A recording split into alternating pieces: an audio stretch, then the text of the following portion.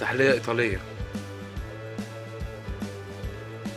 بعد كده هحطها في التلاجة بتاعتي هتمسك نفسها. واثناء ما هي في التلاجة هجيب عندي المانجا المعصورة ومتصفية، هحط عليها 3 معالق من الجيلاتين برضو، هدوبهم في شوية مية دافية، وارجع بيها تاني على المانجا واقلبها كويس.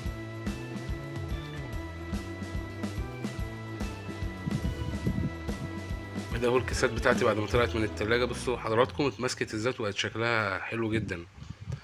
هنزل طبعا بالجزء التاني اللي هو المانجا.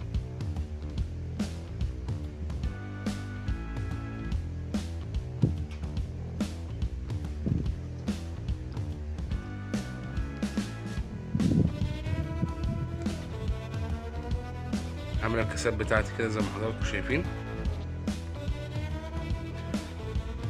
بعد كده ارجع بقى في التلاجة تاني. وده هو الشكل النهائي عندي. طبعا زينت بورق النعناع.